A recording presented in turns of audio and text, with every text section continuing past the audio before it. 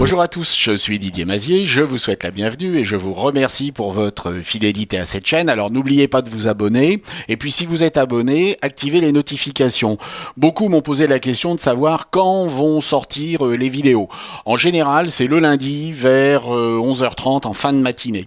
Mais si vous avez activé les notifications, vous êtes prévenu quand une vidéo sort. Alors cette semaine, nous allons nous intéresser à voir comment sur cette image transformer le jour en nuit. Nous sommes le jour et maintenant nous sommes la nuit.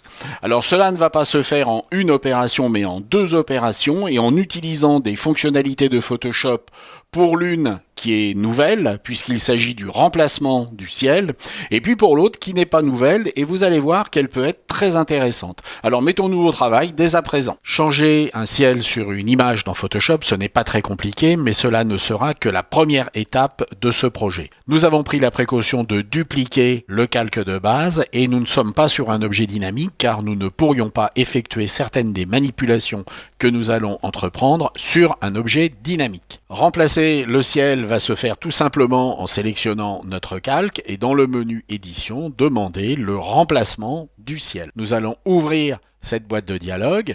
J'avais déjà préchargé mon image. Si vous ne l'avez pas fait, vous allez pouvoir, avec cette icône, dérouler ce menu et choisir Import Skies from Images et télécharger une image à partir de votre ordinateur. Nous avons maintenant importé cette image et vous voyez que le ciel a été remplacé. Mais les réglages ne sont pas fantastiques. On ne va pas pouvoir vraiment travailler sur le premier plan. On peut régler légèrement l'éclairage du premier plan, mais ça ne va pas aller très très loin.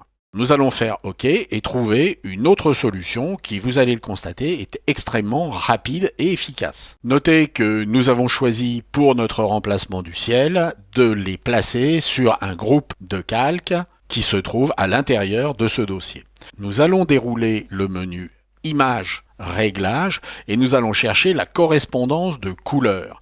Mais nous n'allons pas prendre la première correspondance de couleurs, mais la deuxième, celle qui se trouve ici. Nous avons maintenant notre boîte de dialogue avec notre correspondance de couleurs. Il va falloir déterminer la source. Et vous l'avez deviné, la source va être l'image qui nous a servi à importer le ciel. Cela peut être une image qui est ouverte, comme c'est le cas ici, mais cela pourrait également être un calque si vous aviez placé cette image sur un calque. Je vais donc choisir mon image astronomie. Et automatiquement, la couleur de mon image a été appliquée sur le calque. Là, je vais pouvoir effectuer des réglages que je ne pouvais pas effectuer avec l'autre système.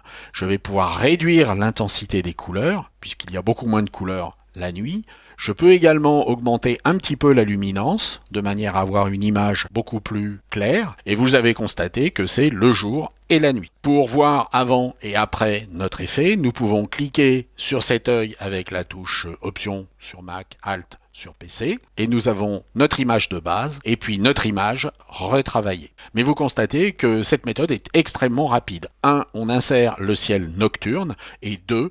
On applique la couleur de ce ciel nocturne à l'ensemble de l'image que l'on va pouvoir régler finement. J'espère que cela vous a intéressé et puis surtout que cela vous sera utile en vous ouvrant des perspectives créatives. Et puis je vous dis à la semaine prochaine. Au revoir.